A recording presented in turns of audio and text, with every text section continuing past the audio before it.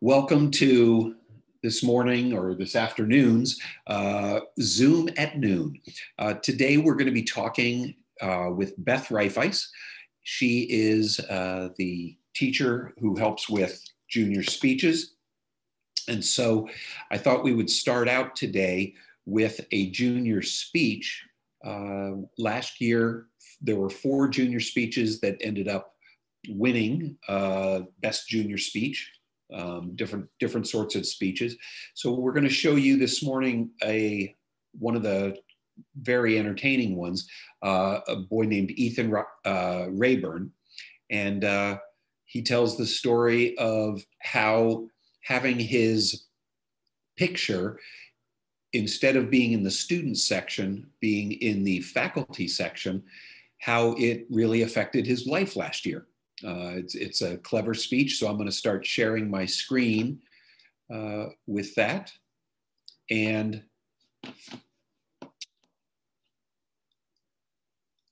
here is Ethan Rayburn and his junior speech last year. I'd like to begin class by telling you a little about myself. You may know me as many things: Chief Marketing Executive of the hockey team, an amateur pastry chef, a lover of nature, and a loather of mathematics. But a faculty member?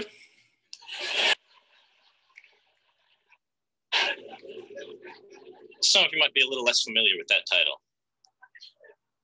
It's rewind time. It all began like this. I had just eaten a pitiful lunch of pierogies with a side of despair.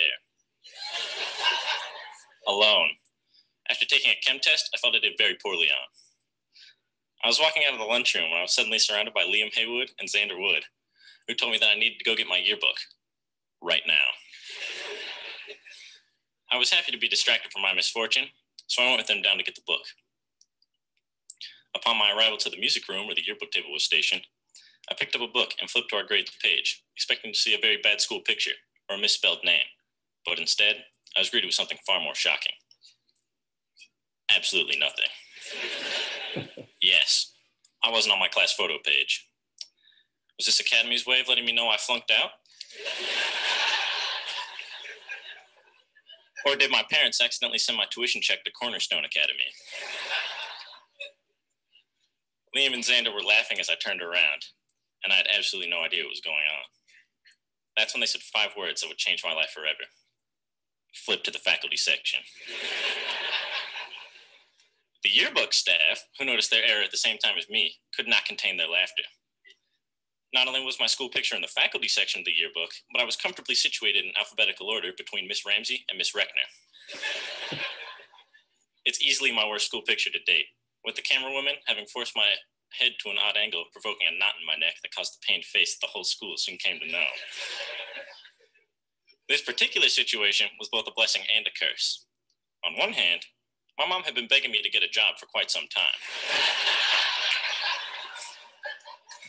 So to be able to come home and tell her that I, Ethan Jeffrey Rayburn, had been chosen to join the ranks of Academy's finest was great. On the other hand, a lot of people wanted to talk to me about what had happened. And for someone whose limited social interaction beforehand was playing Survive.io in the lounge with the boys, not that I'd ever played games at school, this took some getting used to. For those of you that don't know, I'm awfully timid. And with everyone from Jacob Sardo to Miss Landez coming up to me and congratulating me on my recent promotion, I had to improvise, adapt, and overcome. Which is to say, I faked it until I made it. After mostly keeping to myself the previous year, I'd gone from a freshman Magikarp to a sophomore Gyarados in the matter of a day. Everyone wanted to know how I managed to sneak my way into the wrong part of the yearbook, and I was more than happy to disclose my secret to them. A true stroke of genius that every great general from Pompey to President Eisenhower would have been astounded by. I did absolutely nothing. Unfortunately for me, these inquiring people weren't satisfied with that answer, so I found myself talking to a lot more people than I had in the past. It's not that I don't like talking to people, it's just that I really don't know how. If you start a conversation with me that I didn't mentally prepare for at some other point in time, I stutter a lot and either say something obscenely stupid or give a big goofy grin to try and make you laugh so you stop talking and I can think. Walking down the hallway and seeing someone I'm mildly acquainted with coming from the opposite direction gives me chills. It's an absolutely nerve-wracking experience. What am I supposed to do? Smile? Wave? Run away in the other direction? All of the above? The moment we make that dreaded eye contact, I start overthinking everything. I quickly try and prepare a conversation in my head and then steel myself for the inevitable. Generally, as I pass, I just hit them with the old reliable, looking at my watch or my phone. Right as I think I'm in the clear, I hear that, "Hey, Rayburn, you're looking cute today." And I know the jig is up. We make small talk for a few minutes and then go our separate ways. So I have no idea why this particular scenario worries me so, yet time after time, it continues to boggle my mind as to what I should say. I'm not saying don't say hi to me in the halls, because I love all you guys. I'm just saying I never know what to say in a conversation. Eventually, I started to be able to pretend the graspy idea of human interaction better than I had in the past, and what better place to rehearse my act than in the dining hall. At lunch, I would get the whole squad laughing with some nice jokes, but also took the opportunity to capitalize off the yearbook fiasco and sit with my esteemed colleagues, Mr. Fahrenkoff and Mr. Alexio, for lunch. I found that instead of trying to avoid the new people interested in me, the best thing to do is just jump in head first and hope for the best. Whether it was pairing a cardigan with athletic shorts to step out of the house, or obtaining enough Argyle sweaters from my dad to outfit a small country, I began to do a lot of things that would make me incredibly uncomfortable in order for me to get used to the feeling of being out of my element and make the act of talking to people seem insignificant in comparison. Through my observations, I realized something very important that has grown to become a central part of my character. People can't talk to you if they're laughing. I'm very aware the majority of things I say are cornier than rural Ohio, that joke included, but that's what makes them so funny to me. I don't laugh at the things I say because I think they're quality jokes. Generally, it's more of a, wow, that was terrible laugh. I've grown to love talking to people about almost everything, from telling the people in my math class about the horrors of A-push reading checks, to helping Lindsay Dunlap find the best place to buy a Santa hat for her horse. Since I decided to open my mouth, I've met some great people and gained access to some pretty awesome opportunities. Although I'm still waiting for my first paycheck and wasn't invited to Faculty Appreciation Day, I've learned people aren't as scary as they seem. Thank you, and class dismissed.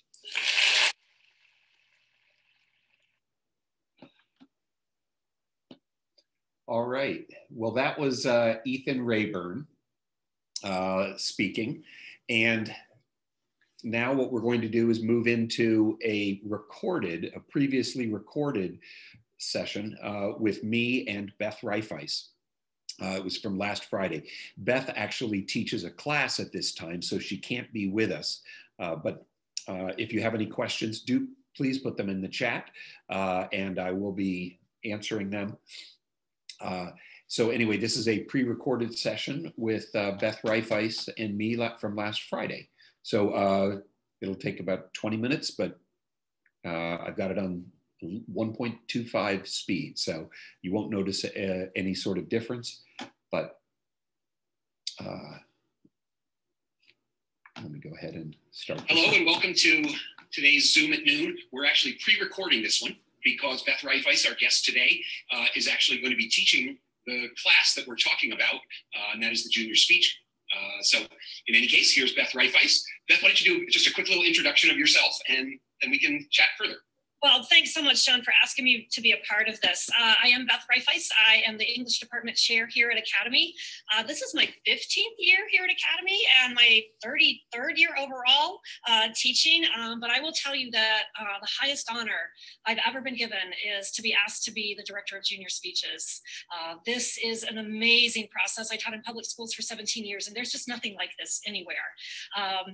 When I didn't have this assignment, I might have taught like a third of the kids who went through, but now when every senior crosses the stage, I can say, I got to work with that kid and I got to get to know that kid. And let me tell you, that is truly the highest honor for a teacher. So that's just a little bit about me. I could talk about that forever. Great. Well, and Beth has a son who's an alum of Columbus Academy as well. And I think he was actually going to school here before you were teaching here. Is that true? He was. So he started his kindergarten year. And at that point, I was a stay-at-home mom and I volunteered here, which you can just volunteer, well, before COVID. You could volunteer all you wanted. And I fell in love with this. We have a phrase, I'm sorry to interrupt. We have a phrase here. If you've got the time, we've got a job. And let me tell you, I loved every job I got. And the more I volunteered, the more I said, this school is even more amazing than I thought it was, because when you're a teacher, you're pretty picky about where your kid goes. And I chose Columbus Academy, and I'm thankful that he got in. So then when Jack was in first grade, there was an opening at the upper school, and I was so thankful to get it. So I've been here the entire time. There's nothing like watching your child go through the school that you teach in. And let me tell you, this place is miraculous. And I'm saying that as a parent. And my son is doing so well, and it was just an honor for him to go through here. So yeah, he did his junior speech before I became in charge of it, which is a good thing. Well, I was going to just mention a couple of things about the history of the junior speech. They actually started way back in like 1917, 1918-ish, and they originally were called chapel speeches. Yes. And everyone would do one. It has continued to be a graduation requirement. I did one when I was a student here. It was on Billy Carter, President Carter's brother, who had a sordid sort of history. And anyway, back then, the speeches were topical. You studied, you chose a topic and sometimes tried to make it somewhat controversial, and then you studied up on it. You basically did a report, some sort of a report. You had to have it memorized. You had a note card. That's all you were allowed. Beth, talk a little bit about what they've evolved into, if you would, because they are quite different now. They are definitely different. So the students do generate their own topics. A lot of times I have to nudge them, like if we've got too many topics on a camp experience, or, the guys like to talk about sports or whatever. And usually the kids are really open to that, especially when we talk about, how about people see you, a different side of you that they've never seen before. So our kids work through a process. I meet with them for a month. Actually, we start junior speech topic processing in the summer before their junior year, when we generate some ideas. And then the month before their speech, they have written a speech. We work through a draft. Sometimes we work through a couple of drafts. Some kids write 4 different speeches until we land on that one. And there's plenty of time to do that. So it's not stressful at all. And then 2 weeks before they're supposed to give their speech, we're in the theater practicing every single time. And I just took a group down there. They're 2 weeks out, and it's different. You walk in and, we've been practicing in the room and they've been fine. And then they get in there, and Claudia today was like, well, this is happening. Like, her eyes were really big. I got the lights on and everything, and it's a monumental experience for the kids, to say the least. Well, talk a little bit more about that. And when people see these during non-COVID times, it's actually one of my favorite times to give tours. And so we have a little lighting booth up at the top of the theater, and I would sneak a family in, and they would watch. Talk a little bit about. At first, kids are very, very nervous, but freezing almost never happens. In my 34 years as a teacher, and 5 watching when I was a middle schooler and upper schooler, back then actually middle schoolers watched some, and but freezing almost never happens. Talk a little bit more about that, because that's surprising. Right, because I know as adults, we sometimes freeze, right? You put us in front of an audience and we're like, oh. But I talk to the kids a lot about, first of all, they have an audience who wants nothing more for them than to succeed. Every child sitting in that audience listening is either, okay, I gave a speech and I know what that feels like, so I want to support this person, to, oh my gosh, I'm a freshman sitting here and I know that one day that's going to come and be my turn. As a matter of fact, the little 3-year-olds were walking by the theater the other day, and the teacher stopped and she saw our practice and she said, one day you're going to be doing this. And their little eyes, and I'm like, oh my gosh, they're terrified of me already. So that was fun. But everybody in the audience wants them to succeed, and they know that, they feel that love. For sure. And we talk a lot about the audience. The audience is really important. We talk about them when we talk about who goes first, who goes second. We talk about that with word choice. Like, wait a minute, how would that feel to somebody sitting in the audience, listening to that word or that phrase? What does that mean to them? So we get down to the nitty gritty, and that translates into the kids know their speech. I liken it to, and I tell each of them this, and especially I have to tell them that Thursday morning, I have to remind them, this is no different than a Friday night game, no different than that musical performance or that orchestral performance, that band concert. You are ready. You've been preparing. It's not that you don't know the plays. It's not that you don't know the music. It's not that you don't know your lines. It's you want to give the best performance possible. That's why you're nervous. And you see that aha, the light bulb goes off in their head. And it's like, oh, that's right. I am ready for this. And virtually certain that's why they don't freeze up there. In reflections that kids write, they'll tell me one of two things happen. They get there and they get like 5 sentences into their speech, and they're like, oh, this is nothing. I've done this before. It's no big deal. Or they'll say, I blacked out. I don't remember giving my speech. Is that right? It's over. So. Well, the speeches have gotten so much more personal.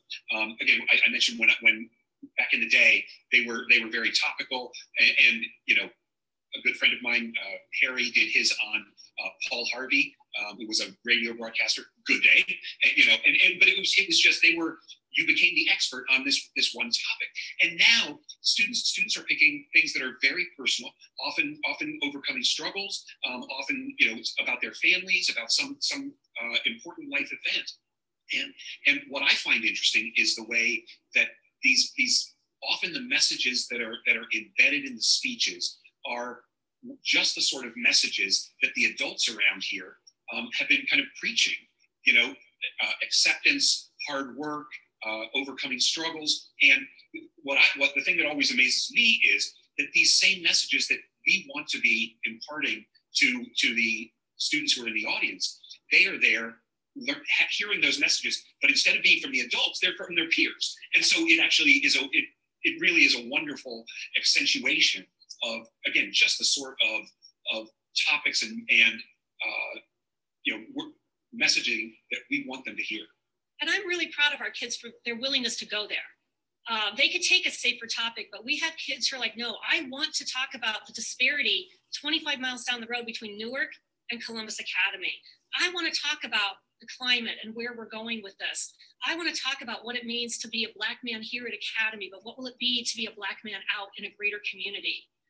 And I'm so thankful that our kids are willing to take on those topics that even we as adults, you know, it's hard to talk about, but our kids want to talk about those things. And I am so thankful that they're willing to do that. Well, and not that this is about me, but I had 3 sons who went here, and routinely over the dinner table, speeches happen on Thursdays, and routinely at the dinner table or you know, later in the evening on Thursdays, the topic would come up, and you know, the whole family would be discussing what junior speeches were about this day, and how they went. And again, it spins out. You know, often when people think about the junior speech, as I'm giving them tours, they think, "Oh, what great practice for life!" And it is. It's a terrific moment. But again, it actually ends up being a community builder for us here. Because we're not a neighborhood school. We need to build community into it. Don't you think that that's a very important piece of it? I do, and that's why I sometimes nudge the kids to talk about something different, right? That I like pull back that curtain a little bit more so we know more about you than just what we know of you here at Academy. And there, a lot of times they just are like, oh, okay, I can do that. And I just recently that happened, and so many people came up to this young man afterwards and said, I had no idea. And I remind the kids that when I wasn't doing junior speeches, for some of the kids, that was my very first introduction, seeing them on stage. And I talked to them about how, well, I don't know you as a student at all. So you're introducing yourself to me as a person. Who are you as a person, and what's important to you? Sure. And what makes you tick? And when you give them that perspective, that's usually when they're like, oh, okay, I'll open the door a little bit more so you can figure out and understand who I am and what means so much to me. And again, I just compliment the students, not only on their willingness to do this, but their willingness to be vulnerable because they trust the audience. Right. If you don't trust the audience, and that's because we build community, we've got that community that our kids can trust. You know what? I am going to be a little bit vulnerable here, and they're okay. That's great. No, I agree. The other piece that I think is, you know, sometimes I think their peers may have expectations about how things are going to go for someone's junior speech. Talk a little bit about that. I see you react. I love to play with that. I really do. And again, I frequently encourage them to change their topics. And I think one of the speeches that you might show them, if you show them Ethan's speech, yep. He is one who wrote 4 different speeches. And as you will see, Ethan's quite the character, and he had 2 very safe speeches, very safe ones. And even Ethan's speech that you'll see is kind of about his safety and his reluctance to show a little bit of himself. But the more time I spent with him in our meetings, I'm like, okay, we're going to dig out this personality that you're seeing. And he was so willing to go with it revision after revision after revision. I teach English. Kids hate to revise papers. They really do. But they care so deeply about their message and presenting themselves in a way that they're going to be proud of. Because what you said earlier, I was presenting at the alumni event last year. Every single alum came up to me and talked to me about their junior speech topic. Every single one. A man from 1951 recited like the first 5 lines of his speech. You know, it is something that remains with them forever. And our kids realize that. You know, it is one of the ties that binds us together as Academy alums. There's no doubt about it. And it continues to be a piece of the other thing that I find interesting is it's not like suddenly we just dump the junior speech on these kids. If they've been here since lower school, they've had lots of experiences. Can you remember some of Jack's or? Oh yeah, absolutely. Jack's the Wax Museum that's 3rd grade. Yeah, that was incredible. So they pick a character, not a character, pardon me, they pick a historical person and they become that historical person, and you stop by these little places and the kids have to recite who they are, and a lot of them are dressed up. It is absolutely fabulous. We've got author's teas. That actually runs, I think, in 1st and 2nd grade. Yeah, again, I tried to miss some of my classes that I was teaching so I could look up, watch them when Jack was here. Sure.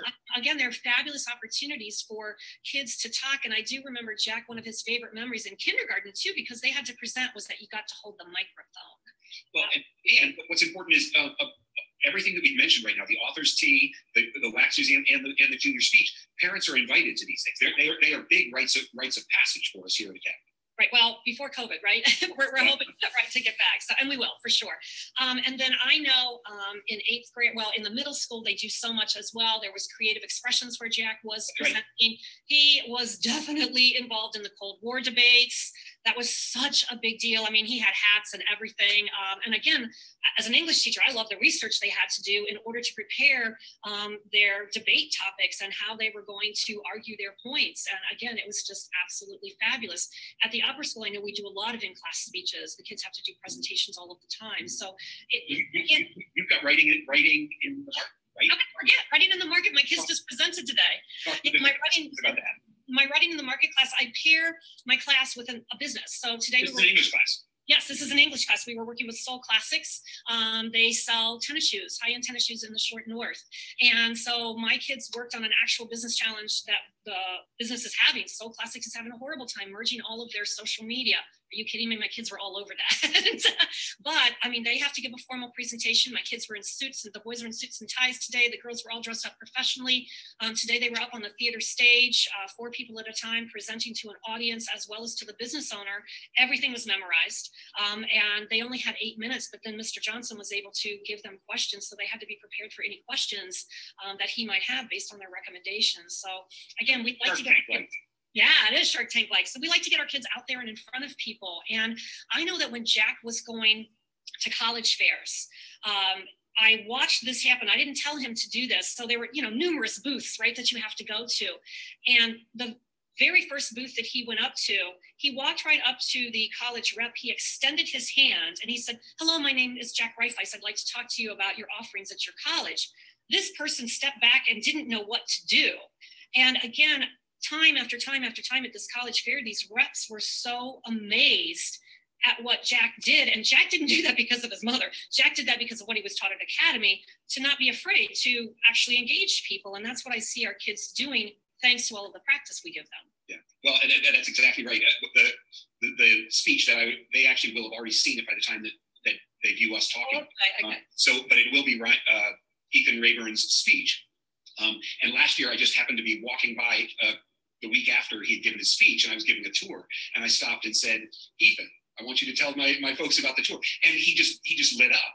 And again, you would not know that deep inside he is a very shy, quiet person.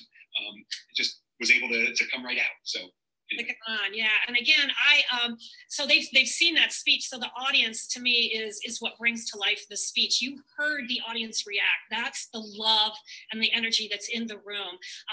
Because of COVID right now, we're really small in audience, and I miss that energy. Last year, we were in the dining hall during our theater construction, and I am not kidding you. Think of your family at its worst and best at a holiday gathering where everybody's in the kitchen, you can't move around. That's what it was in the dining hall last year. And a lot of times I would be like, oh my gosh, this is so much work. Everybody's sitting on top of each other, but the love and energy in that room was amazing. And I almost wish we were back in the dining hall, but we can't be. But again, I discredit our audience as much as I do our speakers, because without the love and support and trust of the audience, it would be a different experience. So to your point, John, we've built a community here. And because of that community, this situation for junior speakers is the best that it could possibly be. It's a shame, and we're looking forward to getting away from the pandemic. Yeah. Because right now our theater seats 450 or something, and we are maybe 500. And unfortunately, right now we're down to about 100 in the theater on any given day, which is too bad. So yeah, but you know what? That it's temporary for whatever temporary means. But we'll be back at some point. Yeah, and the other kids are zooming in, so it's a little bit more sterile, but we'll get back. To your point, and I did not realize this was happening. I should have, but one day right after junior speeches, so we've only got a few. We've got like 100 kids maybe in the auditorium now. We have probably 300 plus watching. The kids came back to backstage, and we're all, air high-fiving from a distance and stuff like that. And one of the kids picked up his phone. He goes, "What?" I mean, he had over 100 text messages. Oh, isn't that great? Blow up now. So because we can't have the hug line afterwards, let me tell you, the love that comes through via emails and text messages, the kids are certainly reaching out in other ways as best they can to know how much they appreciate what the speakers are doing. Yeah, just a little history for the folks at home. Junior speeches are Thursday mornings, and we have assigned seats in the theater, and over time things evolve, and probably about 6 or 8 years ago, maybe, their friends, the best friends of the speaker, wouldn't go to their seat. They'd actually go and they would sit down on the floor, ringing the stage. And when I didn't even think about it at the time, but on one of my tours, people said, "Why are those kids sitting down there?" And the way that they talked about it was that we weren't really holding the line and being strict. And in fact, it's not at all about that. It's sharing the love with these kids. So it was fun. Oh, and I could get to crawl all over each other to try to find room on the floor, and then the speakers can't get out. And I know from an advisor perspective that anytime my advisee was giving a speech, we are in that front row. I dismissed my class early so I could get down there and reserve seats. And back in the days when John Jarrell and Ben Krempley were here, the boys said, we got to hold hands. We got to hold hands for our advisee who's up there. So send the love, send the energy. So yeah, it's a really big deal. And you're right. That's I'm excited to get back to those days. Well, Beth, thank you so much. Really appreciate it.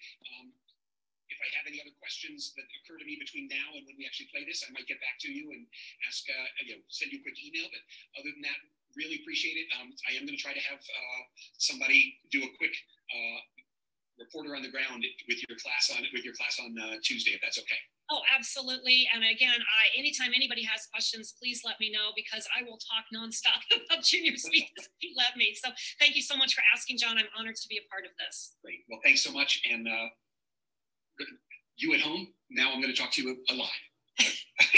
Bye. And here I am back. We have a couple of questions in the chat that I can answer, I hope. Again, that was Beth Reifeis, very helpful, and sorry that she couldn't be with us right now. But there were a couple of quick questions that I feel like I can answer. I've been around a long time, since 4th grade. And a question from someone, do parents know what the speech topic is beforehand? I would say it's probably 60-40 yes. Not all the time. Plenty of students kind of keep it hidden and don't share what their topic is about, even with their good friends. They want it to be a surprise. They want it to be something that is as spontaneous as it can be. But I do think that the majority of kids the majority of those juniors will go ahead and share with their parents kind of the basic topic. And then the follow-up question there is, what if they say something we feel is too personal about our family? What is fascinating, I have not heard of any situation like that. Kids are probably good editors overall. They also, the families, again, I think kids know where to draw that line with some help from the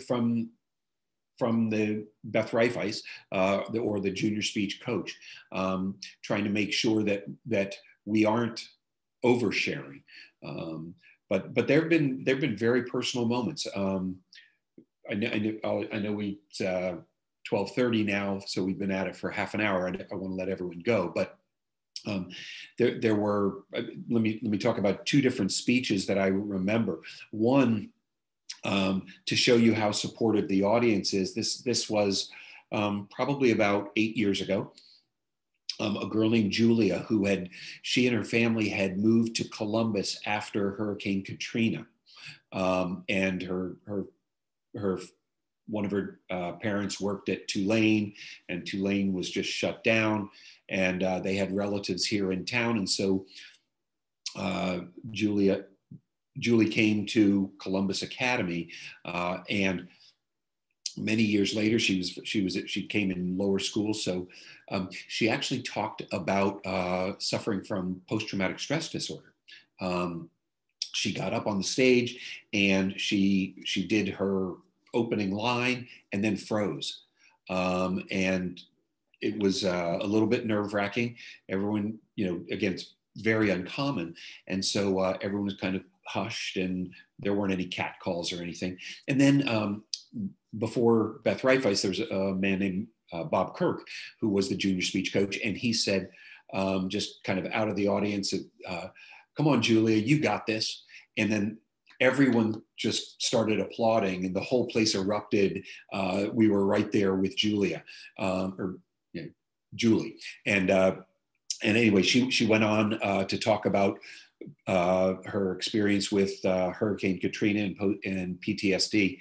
And she ended up winning the junior speech prize. A very emotional speech, but just a wonderful delivery. And then the other topic that I would mention is that we had a boy who talked about, this was again probably 7-8 years ago, and he talked about getting in a car accident, and he ended up getting prescribed a bunch of codeine tablets, and this was long before you ever heard the opioid crisis, but he ended up admitting to everyone that he started taking these recreationally because he had so many left, and he admitted that he became addicted, ended up going to his parents, talking about it, and got clean. But this was right in front of everyone. And again, a very, very personal speech that overcame stuff. So that may have been personal, and I don't know how the family would have felt. I never followed up with them about that discussion, but I do know for all of the population of students who were there in the theater, and even the adults, it was an incredibly powerful speech that was very good. So let me look and see if we've got any other questions there. I think that's about it.